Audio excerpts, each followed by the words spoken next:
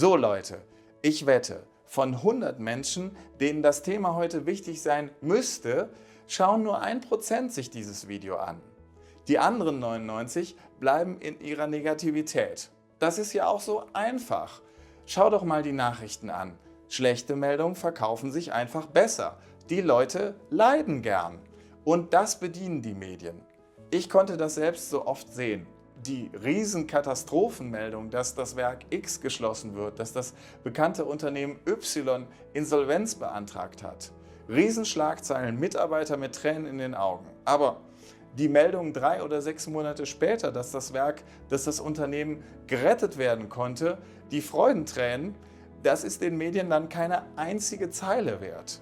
Leute, ja, das habe ich selbst erlebt als Interim-Manager für solche Unternehmen. Und wenn ich daran denke, an solche Momente, wo ich vor den Mitarbeitern gestanden habe und ihnen versprochen habe, dass wir das schaffen, dass wir in einem Jahr hier immer noch zusammenstehen. Solche Momente vergisst du nicht. Und der Moment, in dem du das dann eingelöst hast, dann verspürst du eine solche Dankbarkeit. Und genau ist das Thema heute. Dankbarkeit für das, was du hast, was du kannst, was du bewegen kannst. Bleib bitte dran, denn das hier ist kein Blabla. Dankbarkeit ist eine Denkweise, eine Geisteshaltung, eine Gewohnheit, die du genauso einüben kannst wie jede Fertigkeit. Es ist wie ein Muskel, den du trainieren musst. Ja, ich sage, du musst, sonst wirst du nicht glücklich. Sonst kannst du weder dein Leben zum Erfolg führen, noch dein Unternehmen oder deine Mitarbeiter. Was passiert mit dir, wenn du dieses Thema vernachlässigst? Erstens, deine Gesundheit leidet. Extrem. Nicht nur die seelische Gesundheit, weil du nie zufrieden bist, weil du immer nach mehr und noch mehr suchst. Das ist der Effekt der hedonistischen Tretmühle. Es gibt wirklich ein paar spannende wissenschaftliche Untersuchungen dazu. Nein, auch dein Körper leidet. Zweitens, wenn du keine Dankbarkeit in dir hast, wenn du nicht in der Lage bist, auch in schwierigen, in komplizierten Situationen das Positive zu erkennen, dann fällt es dir viel schwerer, mit Herausforderungen, mit Problemen, mit sogenannten Rückschlägen umzugehen. Ja, wir reden hier von Resilienz. Drittens, wenn du alles als gegeben hinnimmst, wenn du deine Beziehungen, deine Arbeit, deine Einkünfte nicht wertschätzt, dann rutschst du in ein gefährliches Gefühl des Entitlements, der Anspruchshaltung rein. Und das wahrscheinlich ohne es zu merken. Das kann dich sehr schnell zu unrealistischen Erwartungen führen. Und wenn es dann mal nicht so läuft, wie du es dir gedacht hast, bist du unzufrieden und wirst dich irgendwann zu einem verbitterten alten Sack entwickeln. Willst du das? Das willst du nicht. Es gibt genug davon. Viertens, du verlierst deine Fähigkeit, dich zu freuen. Wenn du keine Dankbarkeit empfindest, wenn du einfach von jeder Aufgabe zur nächsten hetzt, von jedem Projekt, von jedem Quartal zum nächsten, was passiert?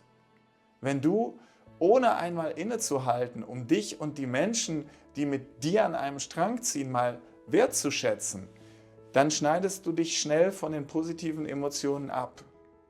Du verpasst die emotionalen Belohnungen, die Dankbarkeit mit sich bringt.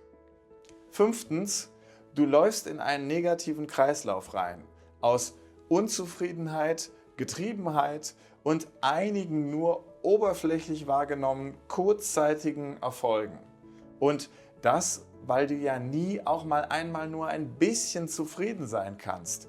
Du wirst ständig an dir und an anderen rumnörgeln. Du wirst dich isolieren in deiner Familie, bei deinen Freunden und in deiner Firma. Ja, aber das ist doch normal, wirst du sagen. Das bringt doch die Arbeit mit sich, wenn man erfolgreich sein will. Und ich verstehe dich. Ich war auch mal so als aufstrebender Jungmanager. Ja, ich war mal der jüngste Marketingleiter im ganzen Konzern bei einem großen Automobilhersteller.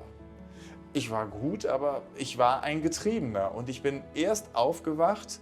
Es ist mir alles erst klar geworden, als ich Krebs entwickelt hatte und merkte, dass ich auch im Privatleben so ziemlich alles verloren hatte.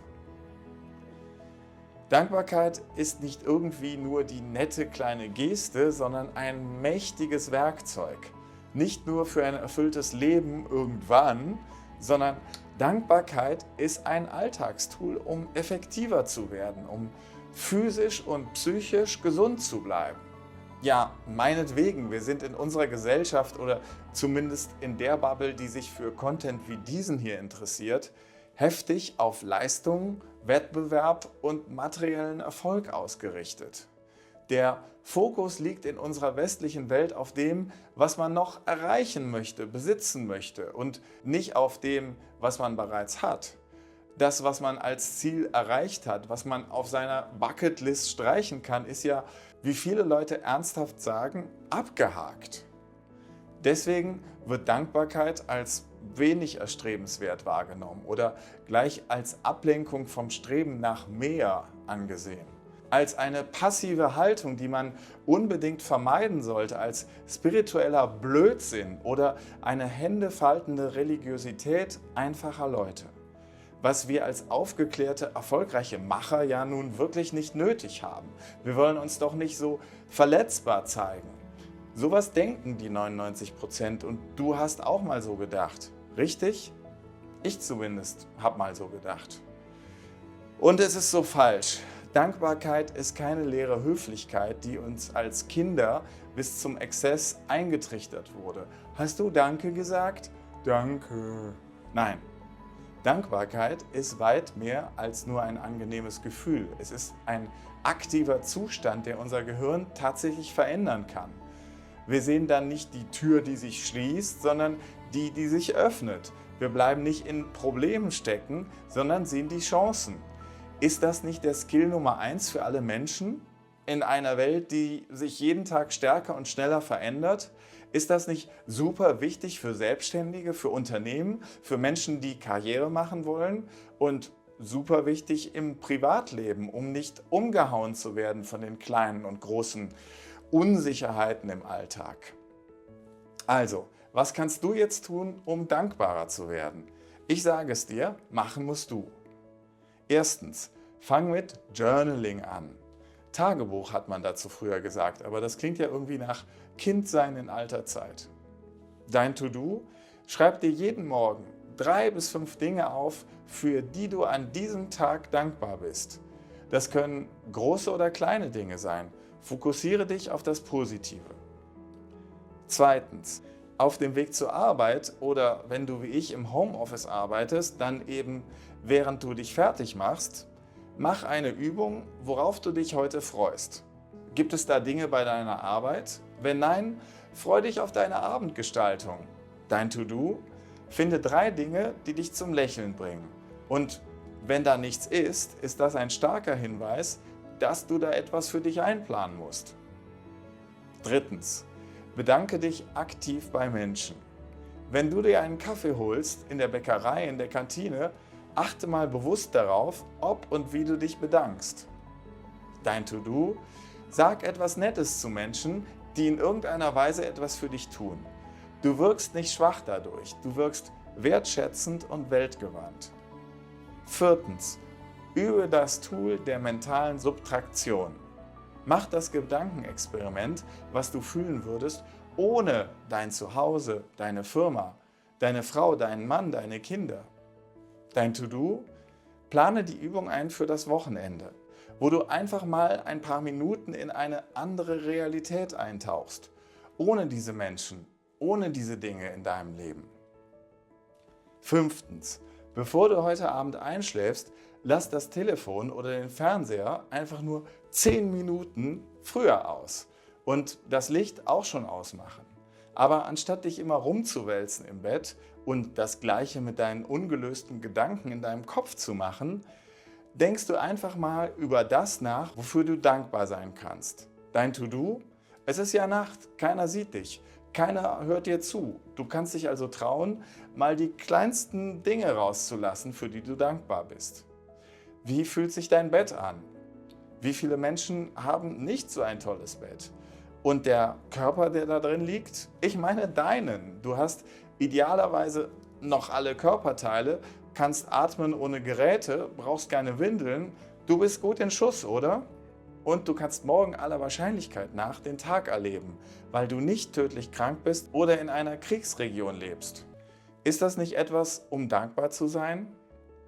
Leute, es ist wissenschaftlich erwiesen, durch die Neuroplastizität, die Fähigkeit deines Gehirns, sich selbst neu zu organisieren, können wir neue neuronale Verbindungen schaffen oder bestehende stärken oder schwächen.